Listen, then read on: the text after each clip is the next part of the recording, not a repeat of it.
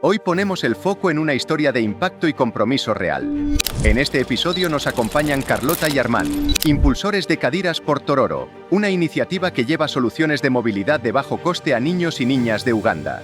Descubriremos cómo nace este proyecto, cómo la innovación frugal puede transformar vidas y por qué una silla puede convertirse en mucho más. Autonomía, inclusión y futuro. Una conversación inspiradora sobre diseño con propósito. Un profesor había estado en Tororo ese verano y me habló de las necesidades y una necesidad muy fuerte era material ortopédico. ¿Cómo afecta esa parte de innovación frugal a vuestro proyecto desde el inicio? Yo creo que la primera era recurso de materiales, no solo dónde conseguir los materiales de la silla, sino luego si le falla algo a la silla hay que repararla. En el momento en que coges el tubo, coges la medida del niño y la cortas, esa silla ya pasa a ser personalizada y única para esa persona.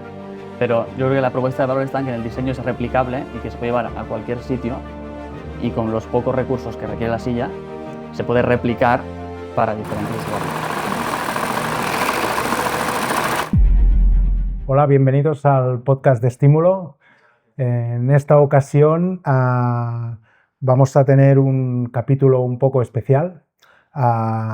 Primero porque yo voy a hacer la introducción. Jaume. Sí, adelante, por favor. Me permito un poco la licencia. Vamos a hablar del proyecto Cadiras per Tororo con Carlota y Armand, diseñadores industriales, emprendedores, que nos van a explicar un proyecto que nos hace mucha ilusión compartir. Sí, yo empezaría por el principio, ¿no? Que nos contarais qué es ese proyecto que es Cadiras por Tororo. Cadiras per Tororo es una asociación sin ánimo de lucro que, nuestro objetivo principal es ayudar al desarrollo al máximo que podamos de un distrito rural y muy pobre de Uganda que se llama Tororo. Y pues se ha ido haciendo grande, empezó como... Tiene dos puntos de inicio, que digamos. Por una parte fue mi trabajo de recerca de bachillerato, donde empecé a crear como la red de colaboración entre el hospital y la escuela de Tororo con los que trabajamos. Y luego nació también el diseño de nuestra silla, que es como lo que últimamente nos caracteriza más el proyecto. Nació del trabajo de fin de grado de Adrià, que es uno de los miembros, que fue esto en 2016, mucho antes que mi TR, que fue en 2020. Pero por casualidades de la vida, Adrià fue mi profesor en la uni y se unieron los proyectos y entonces cogimos el diseño de esta silla, que no sé si más adelante vamos a hablar más en profundidad, pero básicamente la característica principal es que está hecho con tubos de PVC, toda la estructura, pero se quedó como en un cajón ese diseño. Lo hicieron para el TFG y ahí se quedó. Y le dimos vida otra vez con el proyecto de Tororo y adaptamos todo el diseño a pues, las necesidades, el terreno y el feedback que teníamos, porque ya teníamos nosotros mucho más recorrido colaborando con Uganda. Y antes de estas sillas de ruedas, pues hacíamos sillas de otro tipo y otro tipo de colaboraciones en Tororo, más de educación y formación. De hecho, es que el proyecto en sí se llama Cadiras por Tororo, pero intentamos siempre ir un poco más allá y nos hemos como encasillado en el nombre, pero intentamos abarcar a lo que se necesite, más allá de la silla. Es decir, primero en bachillerato tú aún no eras diseñadora industrial. No, pero siempre lo tenía muy claro. Lo lleva la sangre. Estaba predeterminado, ¿no? Sí. Además, yo sabía que quería diseñar algo, pero no sabía qué, pero quería que fuera un diseño para ayudar, que digamos. Y justo fue casualidad que un profesor, siempre sale de profesores, me estoy dando cuenta, un profesor había estado en Tororo ese verano y me habló de las necesidades y una necesidad muy fuerte era material ortopédico. Y dije, ya está, voy a diseñar una silla. Y diseñé una silla adaptada para niños y niñas con parálisis cerebral. Entonces no era una silla de ruedas, sino una silla de posicionamiento, que se hizo también, no hablemos mucho de ella, pero realmente ahí está y no fue un caso de éxito, pero bueno, sirvió para unos 14 niños. No, la verdad es que nosotros en Estímulo con frecuencia recibimos consultas de inventores y casi todo el mundo va buscando productos tecnológicos. Muchos son wearables como pulseras, ¿no? Y se pierden muchas oportunidades de afrontar problemas reales de las personas, ¿no? Sí, sí, lo importante muchas veces es más encontrar cuál es el pain real que puede haber, ¿no? Por parte de algunas personas y aquí parece ser que, bueno, ahora nos contáis con más detalle, pero que habéis encontrado unos cuantos. Entonces, desde esta primera silla que construiste, bueno, diseñaste tú, Carlota, ¿cómo evolucionó? ¿Cómo conseguiste, primero de todo, llegar a estos 14 usuarios? Pues en ese momento no tenía nada montado y el diseño empezó y mi trabajo empezó con investigación y tenía que ser un trabajo hipotético y solamente teórico. Pero contacté con Tororo, con un hospital que encontré, el único que había en internet, y al cabo de 3 meses me respondieron que estaban muy interesados en el diseño, que les gustaría colaborar. Y ahí dije, ostras, esta gente existe de verdad, me han contactado, ahora no les puedo fallar. Y yo creo que en ese momento hice el clic de, vale, pues ahora vamos a tope con esto. Y pues me puse a vender pasteles en mi escuela. Hice tote bags a mano, con goma eva me hice el sello porque no tenía todavía impresora ni nada. Me puse a hacer tote bags, a vender, a vender, a vender y conseguí recaudar 3.000 euros y luego gané un premio de final de bachillerato de la Universidad LCI y eran 3.000 euros más para gastar en el proyecto. Entonces, con este dinero pudimos empezar y, bueno, construimos 14 sillas de posicionamiento en Kampala, en Uganda, o sea, no se mandó nada desde aquí. Pusimos redes antimosquitos a unas cuantas escuelas, porque ahí una de las causas de discapacidades es cuando te pica el bicho que lleva la malaria, pues se puede desarrollar luego en parálisis cerebral, epilepsia, etc. Y luego reformamos un poco las infraestructuras de la escuela con la que colaboramos, que se llama Agururu. Y así como que arrancó todo, luego vino el COVID y empezamos la uni, entonces conocí a Armán, a Pau y a otros de los compañeros que hoy forman Cadiras Partororo. Y de repente sale la oportunidad de ir por fin en 2022 y no sé por qué confiaron en mí. Y aquí estamos. Y nos fuimos cuatro chavales, nos fuimos a Uganda a la aventura sin saber cómo iría. Y nos fue muy bien ese primer año pues para entender todo cómo funcionaba, para leer un poco el terreno y ya van cuatro viajes. Se lo cuenta fácil, pero esto empezó con 16 años, ¿eh?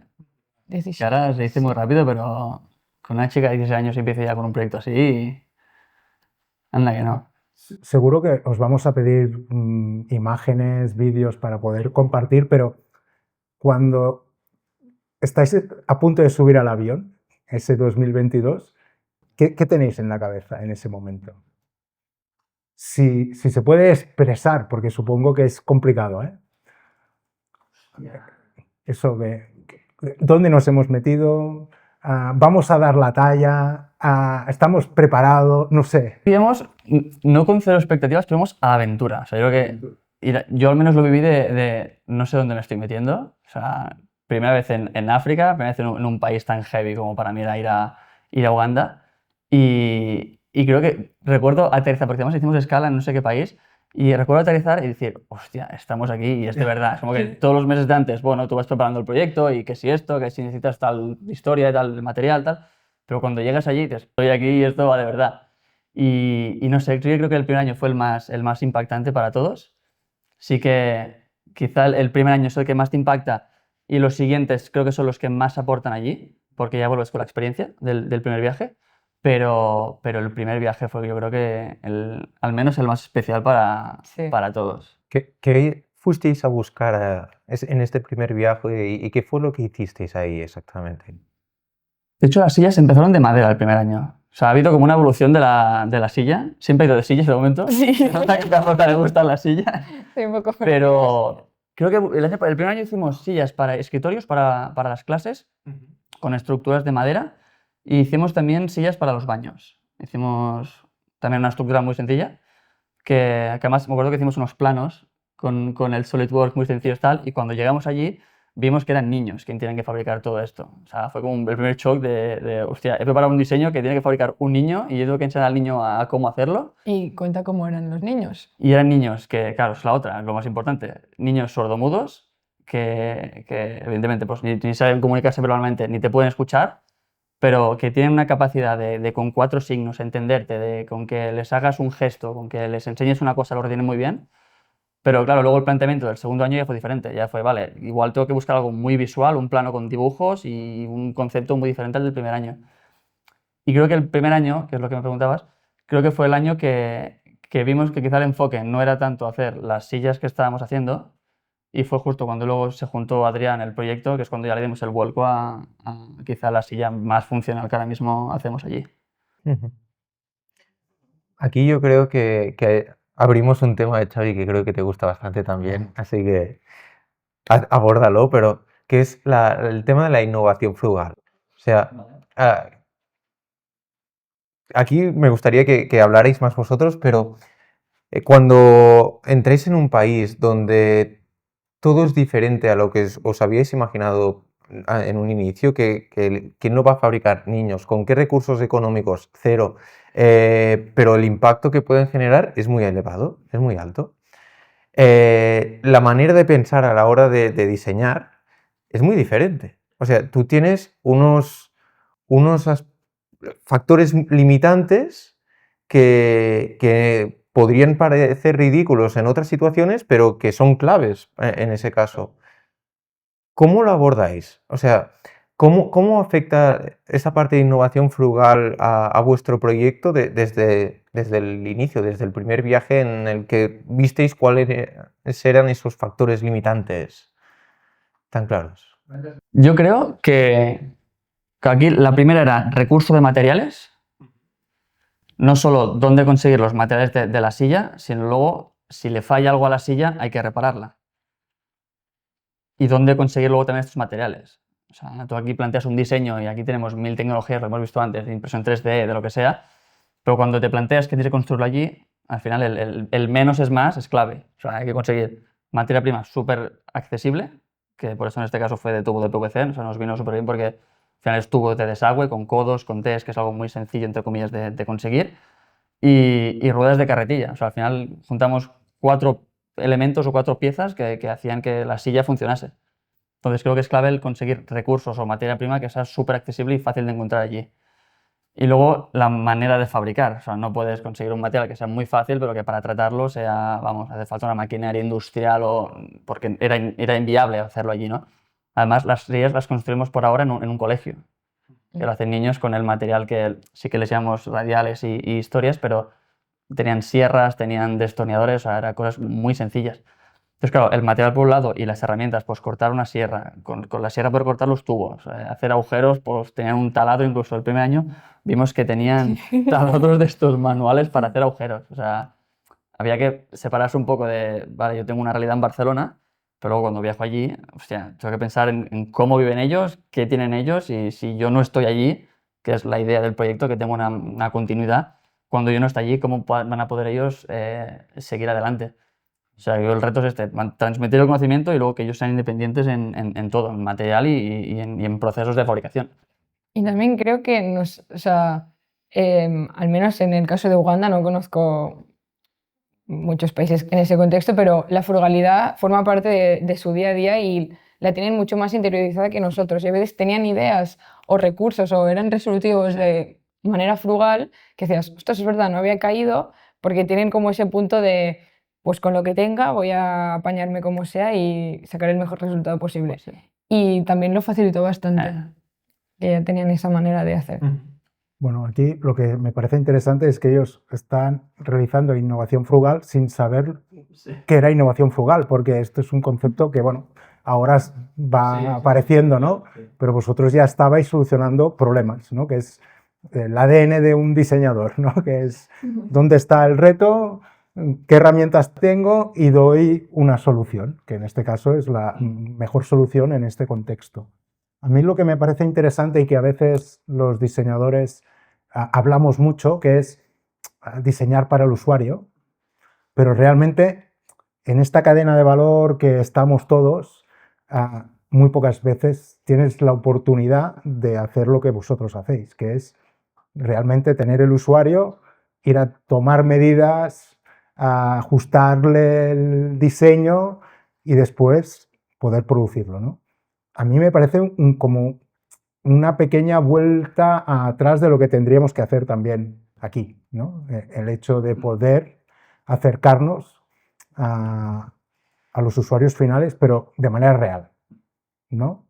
Y a lo mejor vamos a hacer 20 sillas, pero son 20 sillas que realmente solucionan problemas, ¿no? Pero sí que a mí me gustaría un poco también hablar de esta frugalidad en el concepto de que no es solo un proyecto de una silla, ¿no? Si estáis hablando de un colegio, ¿cómo se integra este binomio? ¿Cómo creéis que puede pivotar o crecer hacia alguna dirección? Porque necesitáis, ¿no?, este contexto. De hecho, yo no sé cómo empezó el contacto con el colegio. A través del hospital. Del hospital también, Sí, ¿no? sí. A ver, por ahora funciona muy bien o sea, fluye bastante bien lo que es el colegio con la fabricación de las sillas porque como los alumnos con los que trabajamos son sordomudos, no pueden acceder a una educación secundaria estándar porque no está preparado el sistema educativo, entonces les forman en skills y hacen costura, hacen carpintería y también hacen repostería. Entonces, siempre tiene sentido que se hagan estas sillas porque los alumnos aprenden a utilizar materiales nuevos, herramientas nuevas, nuevas técnicas y los alumnos van pasando y se van graduando. Entonces, no es que siempre estén ahí haciendo lo mismo, sino que cada año hay chicos nuevos y chicas y pues van aprendiendo. Entonces, de momento nos funciona muy bien. Pero sí que pasa que, claro, si queremos llevar la silla a otros lados, que es lo que estamos haciendo últimamente, pues basta con encontrar un taller o algún espacio con gente, sobre todo, que tenga ganas de hacerlo. Por ejemplo, ahora en Marruecos hemos hecho 15 sillas, repartimos por Talaun y Right y las llevamos ya prefabricadas, pero es que realmente son muy fáciles de ensamblar y de tener listas. Entonces, no hace falta tampoco una gran estructura que digamos, De si hecho, queremos escalar. Perdón, sobre todo, también que a veces nos encasquillamos como en la silla, pero yo creo que el proyecto va como más allá de solo un producto físico porque o sea, la silla es el producto físico, pero el material lo compramos de un sitio de allí, en este caso bueno, de Tororo, ¿no? Pero ya estamos como promoviendo un poco el mercado local. Luego, los niños que la van a construir, es lo que dice Carlota, están allí una temporada hasta los 18, pero luego salen, pero salen con unos conocimientos, con herramientas que hemos llevado aquí, de empresas que han querido colaborar. Entonces, el producto en sí es una silla, pero estamos como intentando coger a unos niños y formarlos de una manera que luego fuera de esta escuela pues van a tener más oportunidades que quizá otro niño que no ha podido vivir esta experiencia y quizá optar a pues, mejores puestos de trabajo. Hay un chico en el colegio que se llama Emma, que era como el delegado de clase. Es por eso porque los niños, estás en un país tan diferente, pero los niños siempre acaban siendo niños. Sí. Siempre hay el graciosito, siempre hay el delegado de clase. Y en este caso, el Emmanuel, que era el delegado como de clase, ¿no? La figura que tendríamos aquí, este año fuimos, él ya se ha graduado, pero trabaja en una carpintería él ahora. Y tampoco nos podemos tirar méritos de que es algo que ha aprendido de nosotros, pero bueno, al final, pues con herramientas que les hemos dado, pues hostia, quizá el niño ha podido llegar a un puesto mejor por un concepto que es una silla, pero es un poco más lo que genera todo a su alrededor. O sea que Cadiras por Tororo va más allá de una silla. Claro que sí. Desde este primer viaje que hicisteis en 2022, ¿cómo ha evolucionado hasta 2026 en el que estamos hoy? ¿Cuáles son los hitos que habéis ido consiguiendo? ¿Cuál es el impacto que habéis podido detectar? ¿Cuántas sillas se han creado en total, más o menos? Tener un orden de magnitud. Por las 40, porque de repente hemos sumado 15 con Marruecos. También el hecho de ir cada verano, tener un contacto fijo durante todo el año con Tororo, nos permite ver el feedback en tiempo real y pues ahora ya creo que hemos dado con el diseño, pero el segundo año o sea, el tercer viaje, que fue el segundo año que hacíamos las sillas de PVC, hicimos algún ajuste porque aprendimos de lo que había funcionado y lo que no. Y entonces, pues la evolución ha sido por una parte el diseño de la silla, por otra parte cómo nos organizamos porque ha crecido en número de personas, también hemos conseguido más colaboradores y luego ha crecido pues el alcance que tenemos y la ayuda que podemos llevar ya no solo de sillas, llevamos ordenadores, llevamos compresas y intentamos pues dar soporte como se pueda. De hecho, incluso hablando del diseño, yo creo que también es importante, y quizás está como en el ADN este de diseñador, de que no nuestro usuario final, pero sí que el contexto de Tororo también ha cambiado. O sea, del primer año a ahora ha habido como una evolución que también las sillas se ha ido como un poco adaptando a este nuevo contexto. Y ahora, por ejemplo, este año, el último, el 2025 que fuimos, vimos que en el hospital tienen un workshop y que construían o tenían la capacidad de construir sillas de metal. O sea, aquí el contexto ha cambiado y quizá nuestra silla, la de PVC, si por coste podemos estar hablando de más o menos lo mismo, quizá tiene más sentido dar capacidad o dar también, mover un poco en ese sentido una estructura que, a ver, al final la nuestra está muy bien, pero está pensada para un contexto de muchos menos recursos. Entonces, ahora que el contexto ha cambiado, quizá buscaremos pues, otra vía de seguir llegando a estos usuarios de niños que necesitan silla de ruedas, pero quizá por otro camino. O sea que creo que en todo esto siempre hemos tenido un poco en mente de que el objetivo es común para todos, de ayudar a la máxima gente posible, pero nos vamos un poco adaptando a lo que cada año nos vamos un poco encontrando. Entonces, quizá ahora no es el fin de la silla en Tororo ni mucho menos, pero bueno, es un poco adaptarse a lo que nos vamos también encontrando allí. A nivel de financiación, ¿cómo se sustenta? ¿Cómo se sustenta? ¿Cómo conseguís generar ese impacto? Es decir, aunque el precio de coste de las propias sillas sea bajo, no es cero.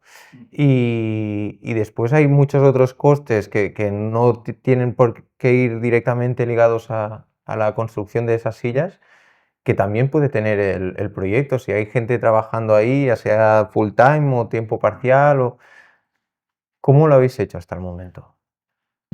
Bueno, por suerte, el anterior ya hubo 2 personas que aún no optaron a esta beca, pero hasta ahora, lo que es desplazamiento nuestro, la UPC nos ha ayudado a poder financiarlo, vaya, porque pero solo el coste personal, en lo que es viajes y alojamiento. Pero luego todo lo que es coste de las sillas y materia prima y todo, al principio salían de nosotros, luego sigue haciendo eventos, haciendo colaboraciones. Sí que es verdad que el primer impulso económico que le dieron a Carlota pues también ayudó, que es los 3.000 euros de la beca esta, también ayudaron un poco, pero hasta no hace mucho dependía mucho de nosotros. Sí que ahora intentamos pues, hacer pues, eventos, recoger fondos, hemos hecho torneos de pádel, venta de rosas, al final nos buscamos un poquito la vida para poder recaudar dinero porque no es gratis, lo que dices tú, no se puede financiar solo. Y sí que ahora también hay empresas que están empezando ya un poco a confiar en el proyecto, o sea, un proyecto que tiene ya 4 años, que ya tiene también pues, mucho contenido, que pueden ver muchas cosas y tal, pues ya empiezan un poco a colaborar. Pero es un poco el tendón de Aquiles, el talón de Aquiles, el tema económico en este proyecto, la verdad. Sí, pero bueno, ahora que somos asociación por fin, estamos trabajando en poder tener socios, que creo que es una manera mucho más eficiente, porque si al final tenemos que estar preparando un evento, el antes, el durante, el después, movilizar a gente, es mucho gasto de energía, de recursos, de tiempo y el beneficio es bastante bajo. En cambio, estamos ahora buscando maneras más inteligentes de poder financiar el proyecto sin y poder dedicar el tiempo que dedicaríamos al evento pues a organizar otras cosas del proyecto. Pero sí que, claro, es todo un poco novedad para nosotros porque nosotros hacer una silla muy bien, pero todas esas partes de burocracia a veces nos hacen un poco más de bola, pero son muy importantes y hemos visto que cuando se abordan bien pues las cosas tiran y en eso estamos. Pero también es algo que hemos ido aprendiendo. Al principio, pues eso, haciendo tote bags a mano o vendiendo risas en Sant Jordi, pero ahora ya, pues eso, vamos ganando credibilidad, nosotros vamos aprendiendo y hay gente que quiere sumar, sean empresas o sean individuales, que se sienten identificados y quieren aportar. Además, claro, eso también lo hacemos en nuestro tiempo libre, o sea, todos trabajamos nuestras 8 horas, o estamos estudiando, o algunos ya hemos acabado, y es algo que hacemos complementariamente a nuestra faena. Y a veces también requiere de un esfuerzo extra o dedicación extra para poder llevar a cabo el proyecto. Quizás si estuviésemos todos 8 horas trabajando en esto, pues sería otra película, ¿no? Pero Sillas voladoras. Sillas voladoras, por ejemplo, sillas acuáticas.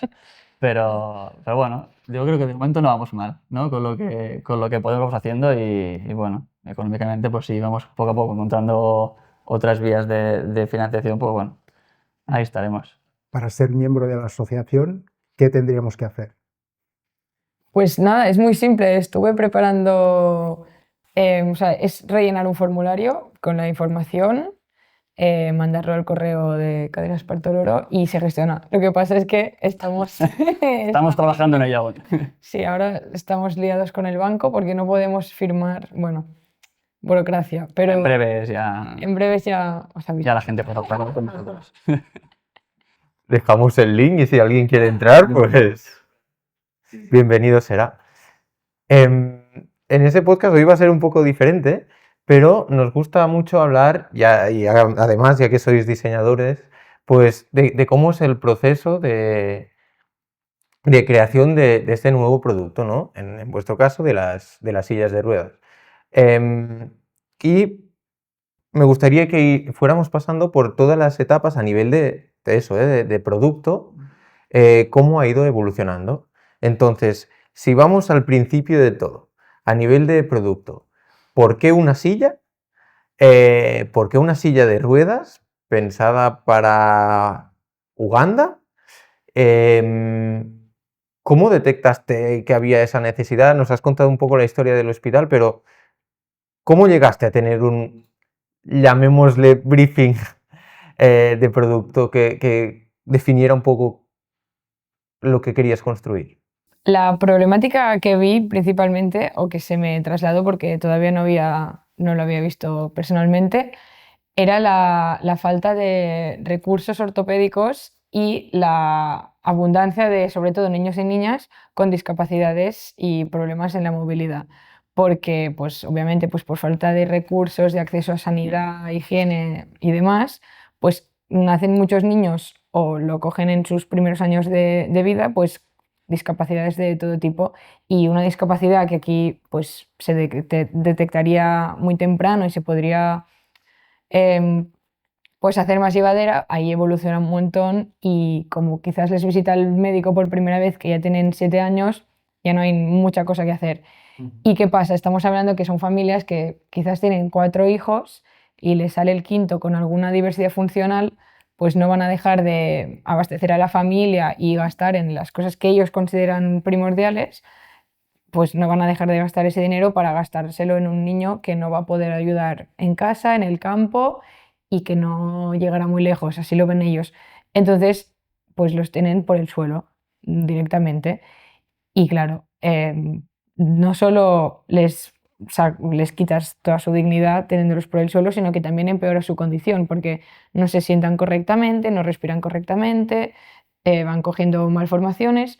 Entonces, esa era la problemática y la manera más que yo vi, pues una manera no de erradicar el problema, porque te tendrías que ir mucho más atrás, no se soluciona con una silla, pero de hacer más llevadera la situación de todos estos niños y niñas y también de las familias, pues era con una silla que les permitiera primero estar bien sentados y corregir estos problemas de salud y de posicionamiento y luego facilitar las tareas de la familia para poder mover los niños de aquí para allá y también pues ganan esa parte, bueno, esto lo vemos mucho ahora que lo podemos ver en persona, que ganan mucha dignidad y mucha participación en la comunidad, porque pueden ir a la iglesia los domingos, pueden ir a jugar con los primos, aunque sea sentados y mirando, pero pueden formar parte de la comunidad.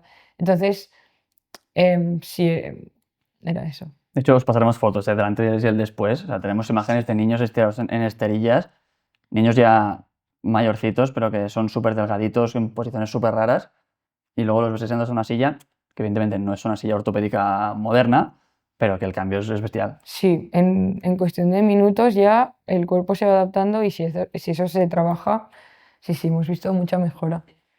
Y allí también, ¿qué limitaciones más encontrasteis? Porque claro, una silla ortopédica pues sería ideal, ¿no? Para ellos, pero hay limitaciones de costes, esta es muy obvia. Pero por ejemplo, aquí, mejor o peor, pero tenemos un entorno cada día por lo menos más adaptado a poder movernos con sillas de ruedas, o sea, con rampas o con pavimento, ahí entiendo que las calles, carreteras, hay muchas veces que son de tierra, de barro, con agua. ¿Qué os encontrasteis en ese De hecho, aspecto? bueno, los usuarios a los que llamamos las sillas son pequeñas aldeas de casas de barro que están a media hora de la ciudad de Tororo, del distrito de Tororo, que tienes que llegar por caminitos, o sea, tienen cero accesibilidad a cualquier sitio, o sea, a hospitales, a médicos, a lo que sea.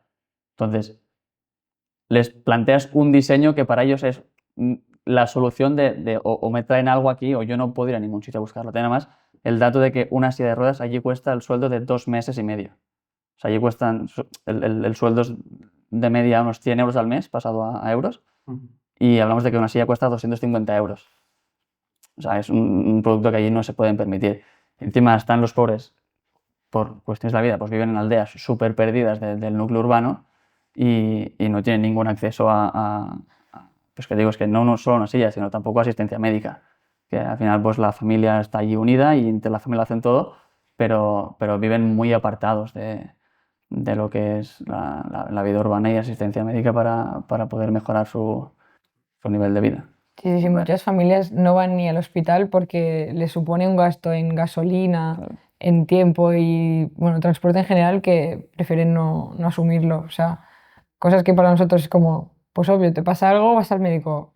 No, es una odisea, mejor ya se me pasará. Y así pues con todo. Porque no solo tienen como este problema, o no solo tienen el problema de que el niño tiene una enfermedad, sino que tienen como otros problemas también muy básicos de comida, también de salud, todo lo que sea, que no es solo un problema que tienen que solucionar, sino que tienen que, entre comillas, sobrevivir o subsistir ellos mismos también. O sea que... Yo también, volviendo un poco a la pregunta de Jaume de producto, yo lo que veo es que en este contexto siempre tienen el mejor producto evolucionado. Es decir, que vosotros siempre estáis intentando aportar la mejor versión de lo que existe, ¿no? Que me parece un reto y que no deja de ser el principio por el cual a un prototipo, ¿no? Que a veces aquí lo infravaloramos porque ha conseguido ya una vida útil, ¿no? Probar esto, en vuestro caso, realmente se exprime al máximo hasta que llega la nueva versión que también va a ser exprimida al máximo. Y es que estaba buscando unas preguntas que me hizo Carlota hace unos días que yo quería preguntarle, que era... sí, ¿eres partidario del diseño universal, personalizado o depende? Y te quería volver a hacer esta pregunta a ti. ¿Qué piensas tú? Yo creo que depende del contexto en el que hablemos. Si hablamos de la silla que hacemos nosotros, es que, mira, hemos hecho ambas. Hemos hecho diseño personalizado al detalle, con las medidas del usuario, teniendo en cuenta sus características, si crecerá, si no crecerá, etc. Y hemos hecho sillas estándar, las que hemos hecho recientemente en Marruecos, que hicimos pequeña, mediana, grande, y alguien, o sea, alguna de las tres le sirven a todo el mundo. Y entonces, yo soy partidaria de que si esto será mejor que no tener nada, pues para adelante, sea personalizada al milímetro o no. Pero sí que es verdad que eso depende mucho del producto, porque entiendo que en nuestro contexto interesa mucho más algo universal que sirva para todo y no tengas que ir al detalle, porque o sea, el coste de hacer todo personalizado, pero sí que también creo que en nuestro caso, como más se pueda personalizar para cada usuario, mejor te aseguras de que tendrás buenos resultados. Pero sí que es verdad que cuando ha sido estándar ha funcionado igual. De hecho, creo que la Oh, propuesta bueno. de valor de la silla es que es replicable. Mm. En el momento en que coges el tubo, coges la media del niño y la cortas, esa silla ya pasa a ser personalizada y única para esa persona. Pero yo creo que la propuesta de valor está en que el diseño es replicable y que se puede llevar a cualquier sitio y con los pocos recursos que requiere la silla se puede replicar para diferentes usuarios. Entonces yo creo que si nos imaginásemos un paraguas tendríamos el concepto de replicable de la silla arriba y en el momento en que la vamos personalizando pues ya va cogiendo pues eso, personalidad para cada usuario.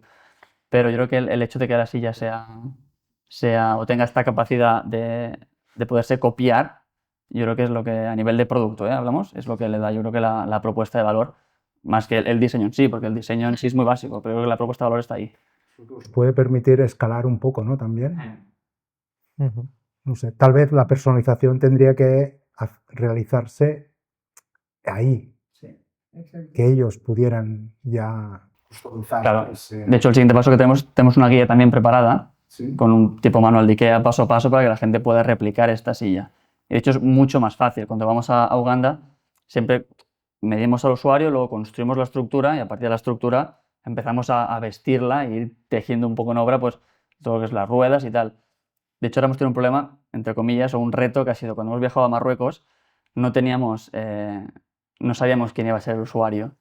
Y el reto fue desde aquí fabricarlas y tener como la capacidad de ingeniería de fabricarlas, sabiendo que una vez allí todo tiene que encajar, tienes que poder montarlo con las tolerancias que has medido, si falla algo, tener plan B para todo. Y quizás no es el objetivo de esta silla, el objetivo es poderla construir in situ, teniendo al usuario allí delante y poderlo hacerlo con él, pero el reto está, o nos pasó en esto, ¿no? Que hacer las 15 sillas para que funcionasen allí, hacerlo a distancia, no es el objetivo de la silla, Pero ha sido exitoso. pero ha salido bien, Ah, ha salido sí. bien. Compramos 200 arandelas por si acaso, pero funcionó. Sí, sí, sí. Salió bien al final. Vamos a hablar de cómo creasteis el primer prototipo. ¿El primer prototipo lo hicisteis desde aquí, desde Barcelona?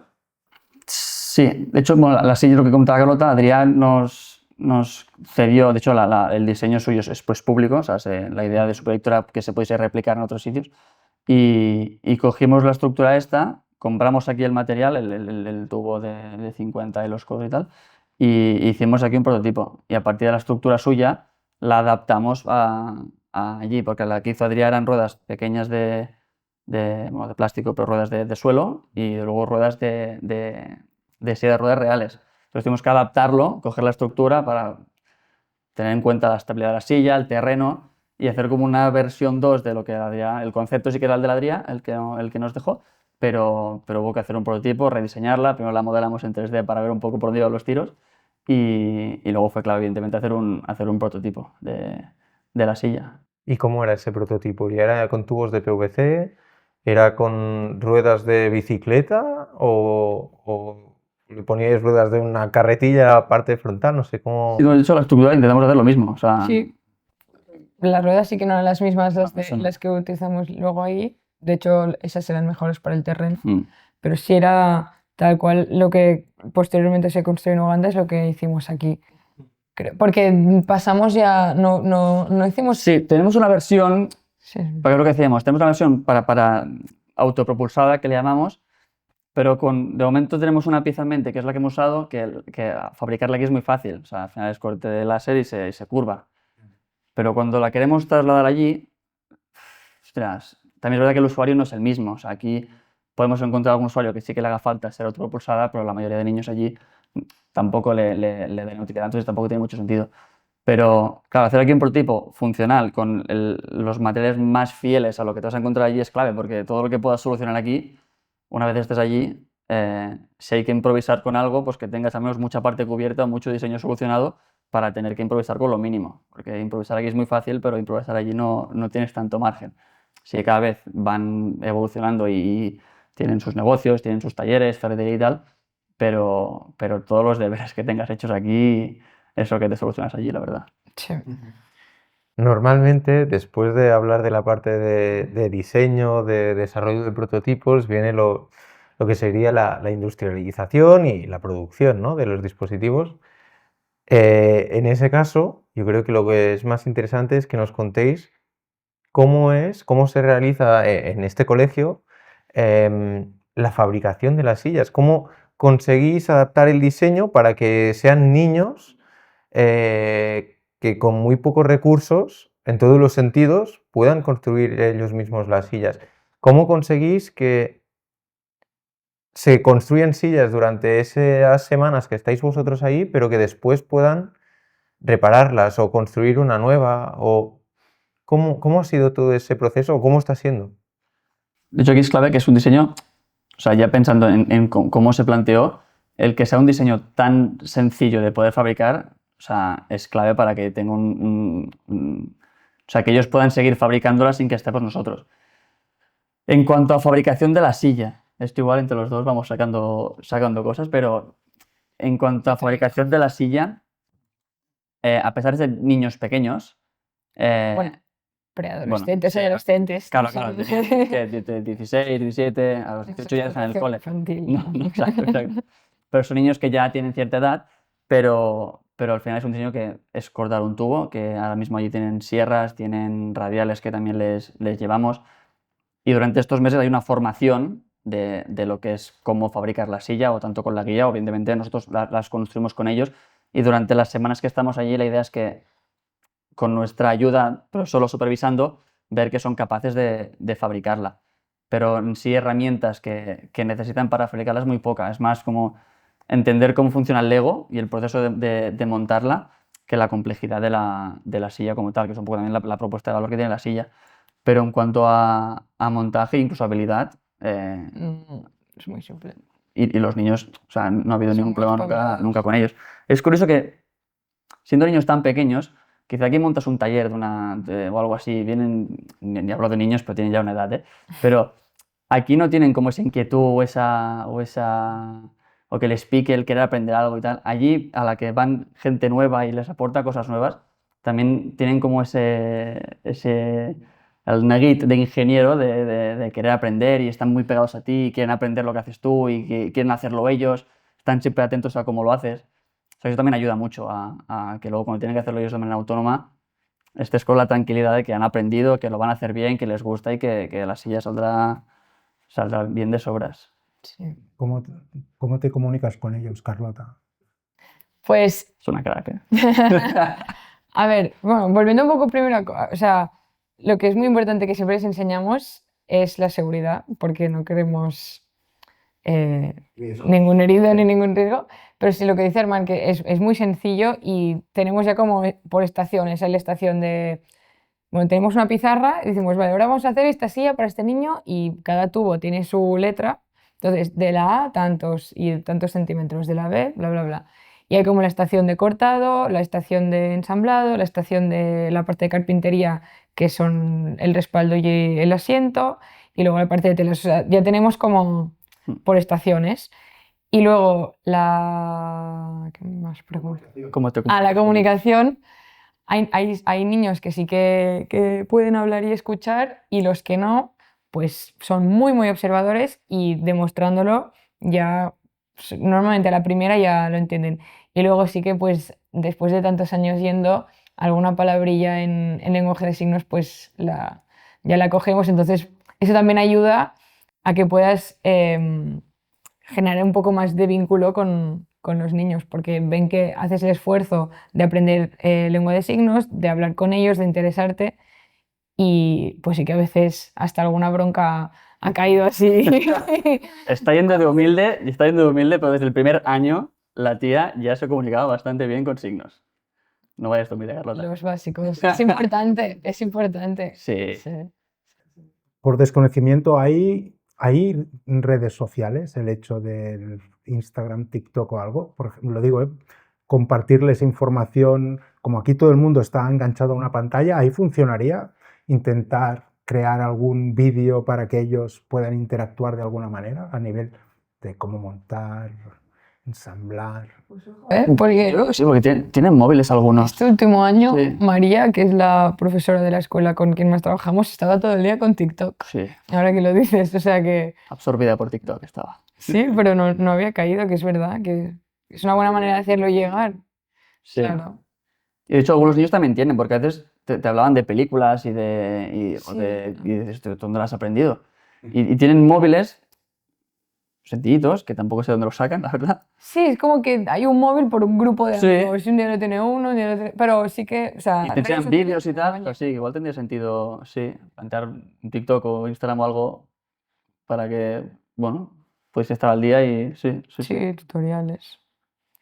Más tareas. Buena idea. Sí. Sí, hemos apuntado todo. Y después, si hablamos del futuro, de la ambición que tenéis vosotros, ¿cómo os imagináis el proyecto dentro de un año, de 2, de 5, de 10? ¿Llegáis a planteároslo a Ya. 10 años, 5 años? A mí me gustaría que rodara solo, que solo quedara pues nuestro vínculo y pues supervisión, obviamente, y consejo y lo que haga falta, pero que pudiera rodar solo sin que estemos tan encima. Pero supongo que la parte que más cuesta para que rode solo es la económica, Sí. pero eso, pensar alguna manera de que se puedan autofinanciar.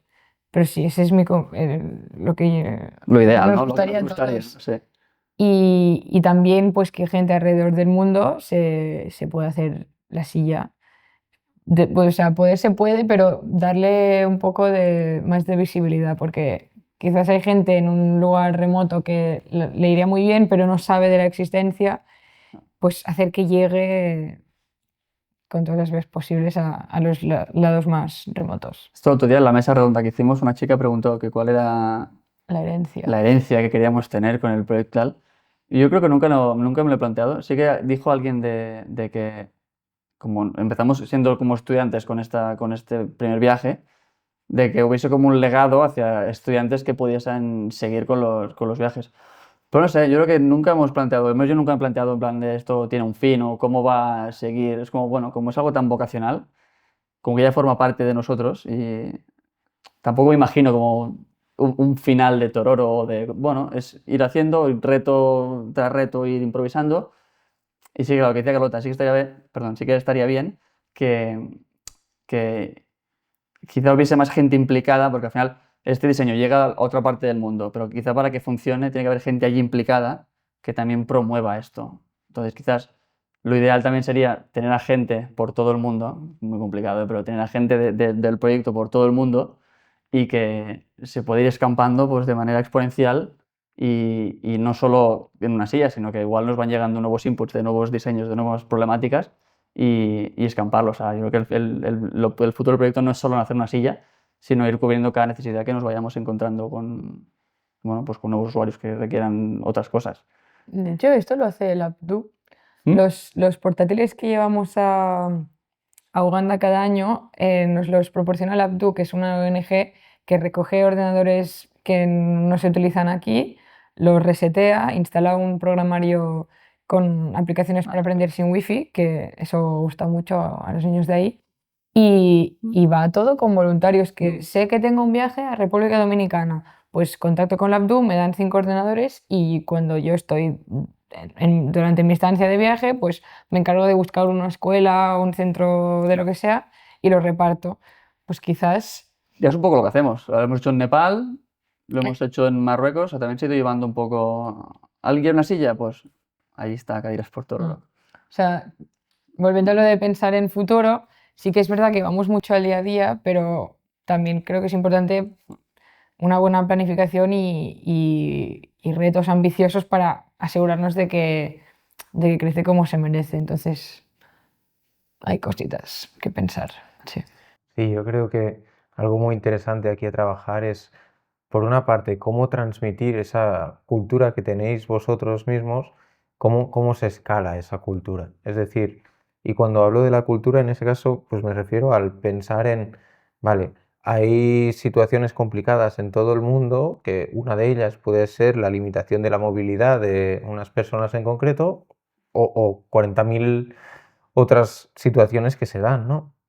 Y lo que vosotros planteáis a través de las sillas de ruedas, pero es cómo con los recursos existentes y los recursos que hay en la región, y a veces los recursos pueden ser pues niños de un colegio que tienen tiempo y con ese tiempo se pueden desarrollar soluciones, por decir algo.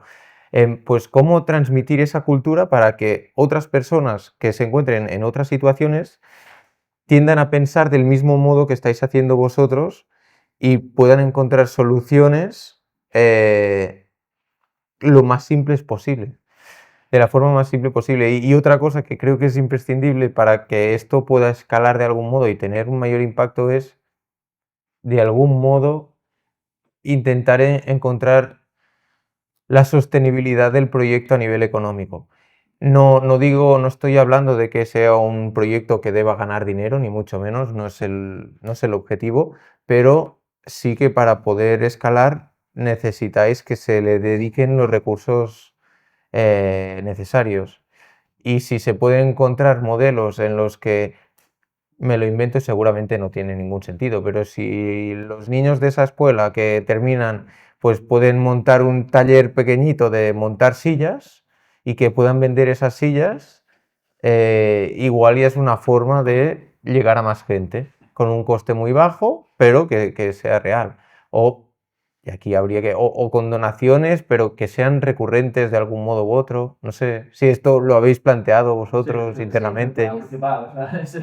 Y es en el punto que nos encontramos ahora, Sí. porque toda la red está hecha, el diseño está todo hecho. Ahora estamos en este punto de, vale, vamos a hacerlo bien, vamos a hacerlo serio y sostenible y nos vamos acercando. No es fácil por eso, ¿eh? Y es como...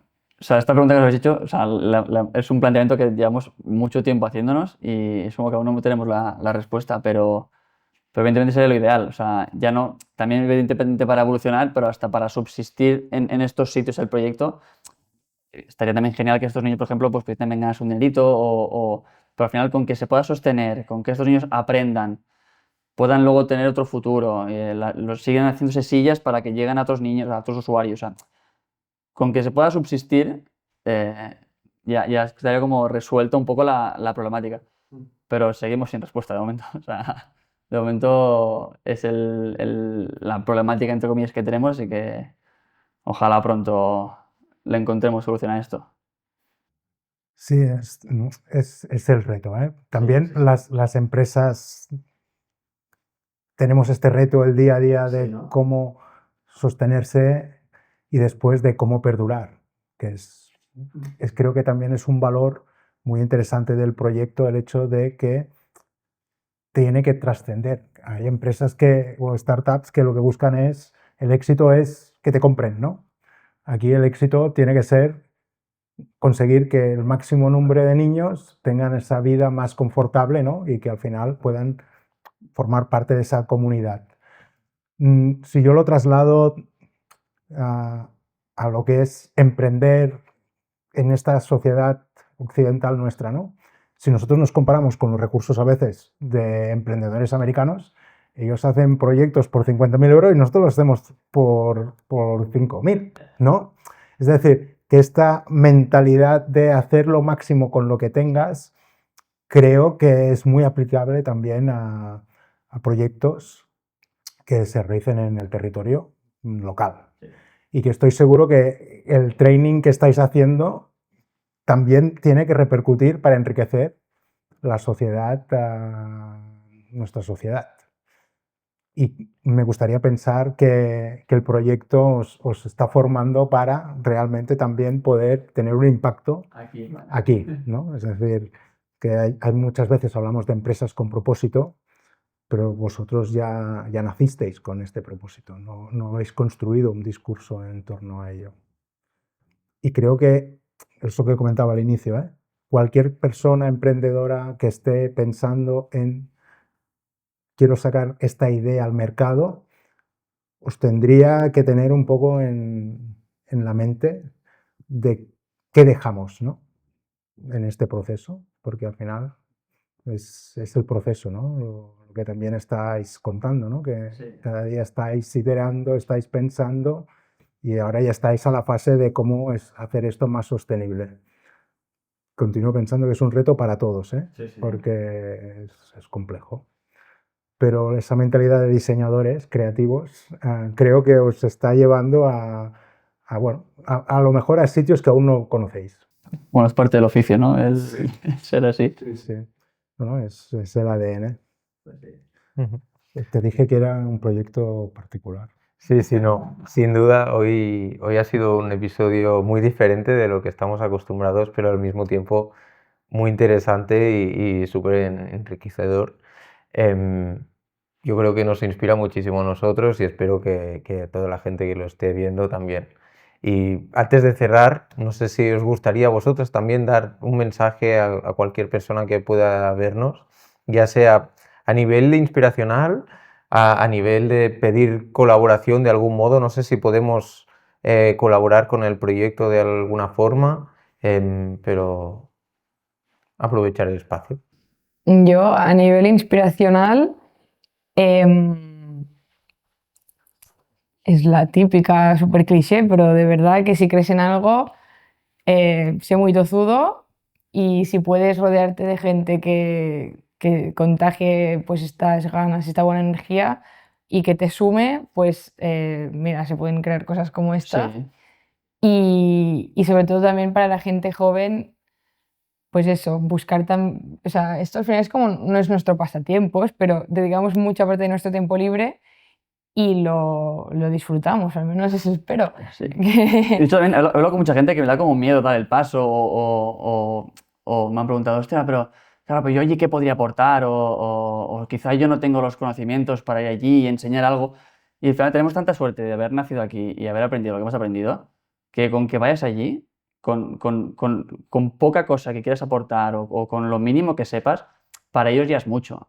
O sea, no porque sepamos más, que en cierta manera sí, pero ya solo el estar allí, el que te cuenten sus problemáticas, el tú hablar con ellos, igual a ellos ya les das otra visión de su problema. O sea, que es animarse a ir allí y ya no solo allí, también se pueden aplicar aquí. Eso iba a decir, no hace falta. No hace falta irse a un país en subdesarrollo, ¿no? Pero que a veces nos da como miedo o nos creemos como que no somos capaces de aportar en algo y todo es lanzarse y ir allí. Al final, aunque tú quieras ayudar a algo, siempre acabas tú recibiendo más.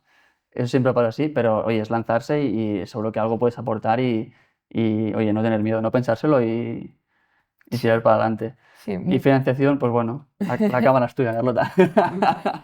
nada, para saberlo más y mejor y actualizado al día, nos podéis seguir en Instagram, que es cadirasxtororo, y ahí pues os contaremos todo porque estamos en ello, pero tenemos un GoFundMe que está linkado en nuestro Instagram y pronto también podréis ser socios y socias, que nos haría mucha ilusión.